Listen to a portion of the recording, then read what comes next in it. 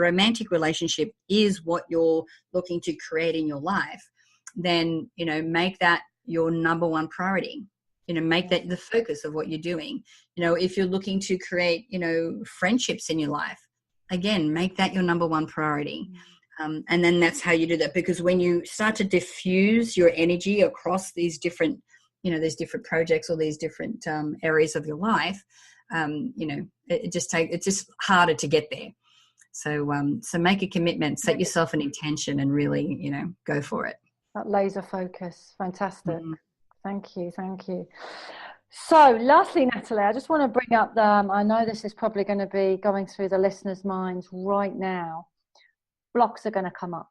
So what do we do? What are your suggestions here? How do we clear these blocks? Yeah. Obviously you don't want to necessarily go to a 6.5-day retreat and sorry, pull yourself apart. You don't have to do that. But what I do know is that as you decide to, move towards creating a relationship or whatever goal that it is that you set for yourself, that's when these thoughts will start to come up. They start to rear their ugly head and become very apparent when you start to challenge them, and you challenge them by moving towards these goals. So, I would, and I mentioned a couple of them before, but, what I recommend is that as you're moving towards this goal, and let's say that you're looking to create a romantic relationship, as you move towards that, for the first week or two, I would start writing down all of the thoughts that come up, whether they're positive or negative. Maybe you catch yourself saying something like, I just can't seem to find any good ones. Like, they all seem to be taken. Write that down, because that's a limiting belief. That's, is that thought going to get you the loving relationship you want? No. So what you want to do is make sure that you start writing down all of the things that you say, the things that you think, and all the reasons that, that you come up with in your mind as to why you're not going to be able to create this relationship. Now, the reason I suggest that you write down all of them is because sometimes these sneaky little limiting beliefs can be disguised as common sense, as as a thought that, well, of course I'm thinking this because it's safeguarding me so I don't get hurt. Yes, but, it also could be holding you back from finding the love of your life. So, make sure that you write down everything. And once you get them out of your mind and onto paper, because, if you've tried to create a relationship before and you haven't been able to do it, more often than not, these thoughts have come up and you may not even consciously be aware of them. But once you get them out of your head and onto paper, it's like you've brought them out into the light of day. They're like gremlins and like, God, can't handle that. But you can actually see them for what they are. You can acknowledge that, okay, I can see this.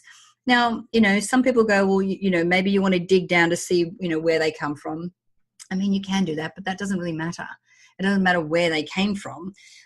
It's just that you have them, and now you need to make a conscious choice to release them and think of something else and choose new thoughts. And so what I would do is, with that list, if you've written them down on, like, say, the left-hand side of the paper, then on the right-hand side of the paper, write down the thought you're going to replace that with. What will you replace? There's not enough good men out there. Well, the opposite of that is, there is a plethora of amazing men out there. There's more than enough to go around for everyone. My guy is just around the corner.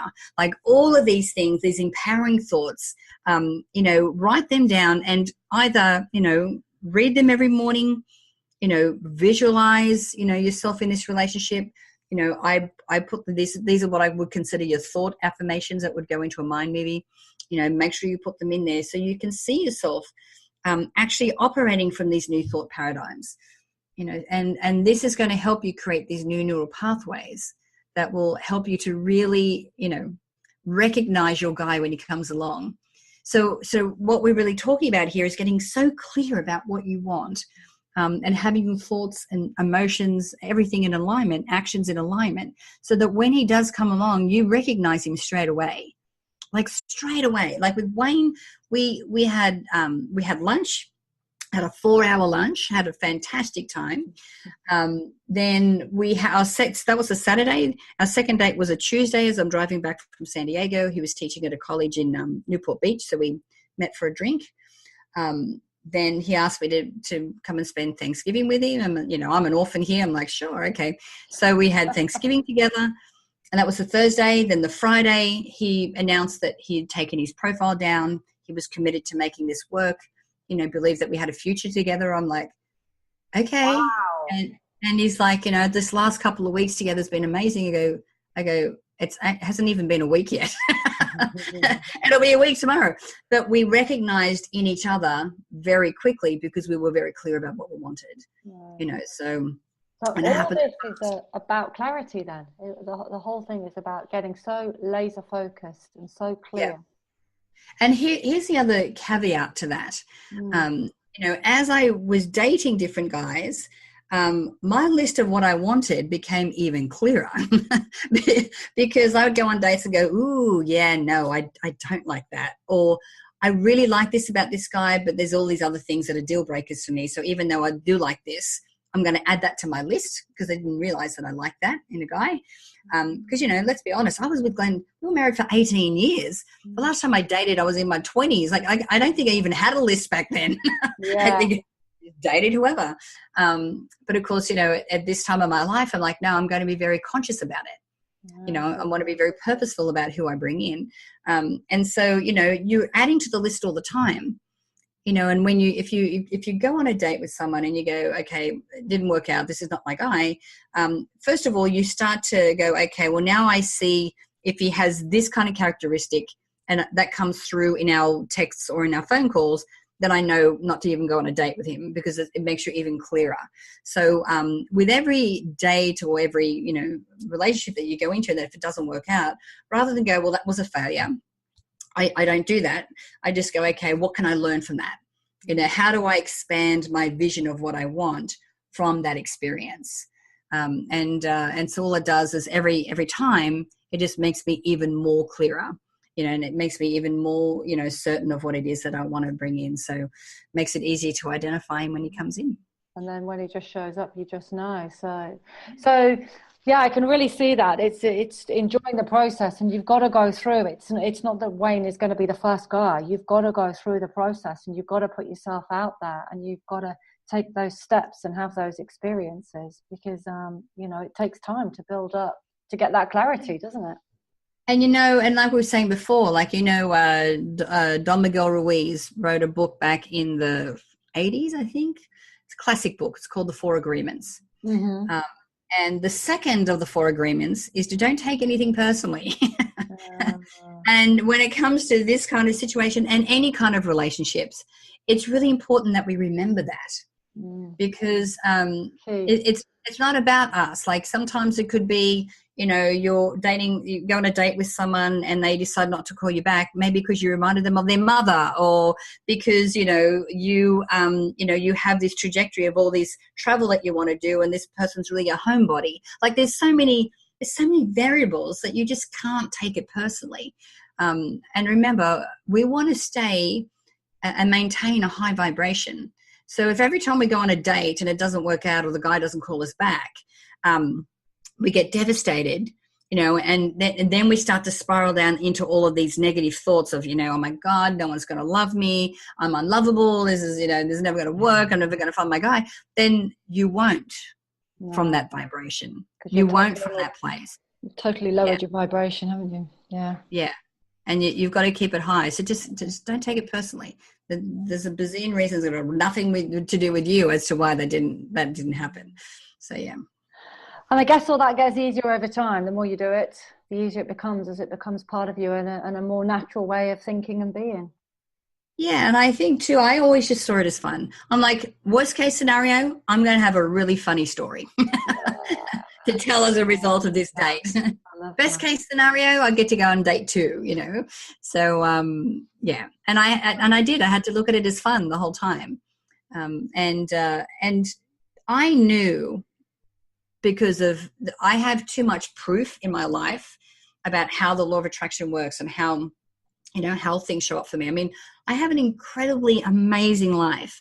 And honestly, it was 2 years after Glenn and I split before I even thought about dating. And it took me 2 years to really be comfortable and confident in this version of who I am. You know, I'm not even the same person I was when Glenn and I were together. Wow.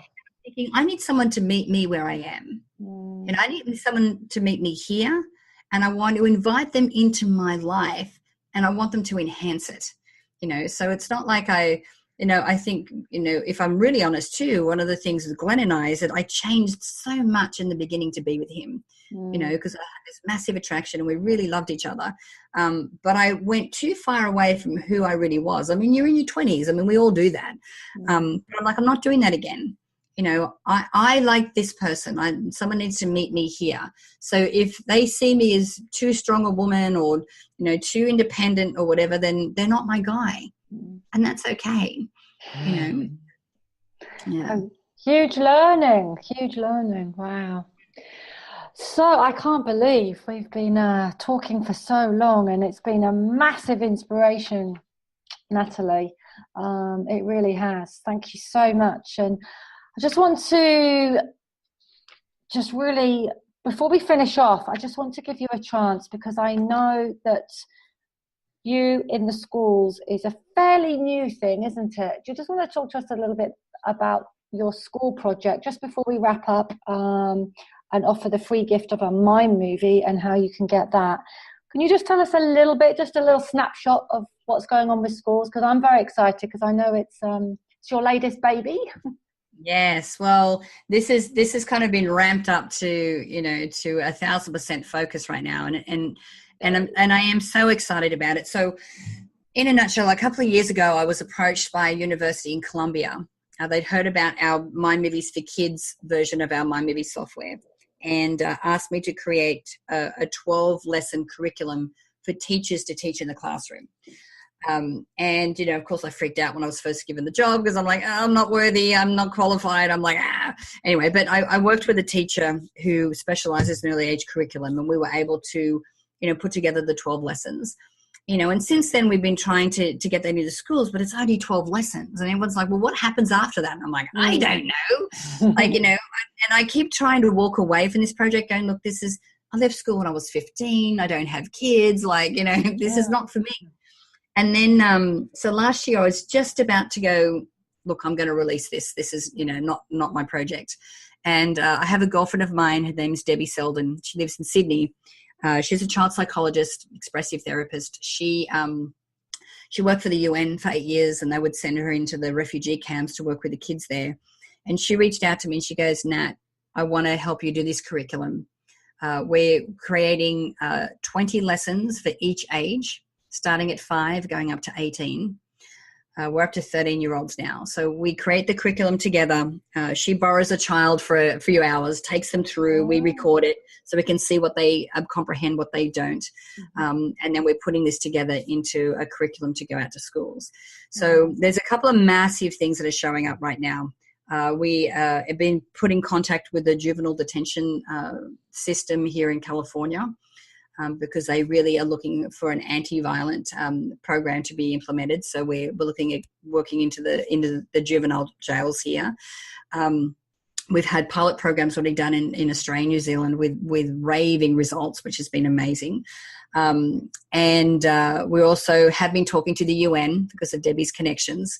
And in Pakistan at the moment, we're looking at getting everything translated to be taught in the orphanages and the schools there as well, which are kind of on the fringes. So that's so wonderful. Yeah, and we're teaching things like empathy and compassion and the definition of beauty and what to do when you're being bullied and what it means to be a bystander and, the emotion scale and, who are your safe people, and if you're feeling this emotion for this length of time, how do you model a conversation with someone that can help you, and like all of these things, like everything is being covered, and we're so exceptionally excited about it. And, I know it's so going to change.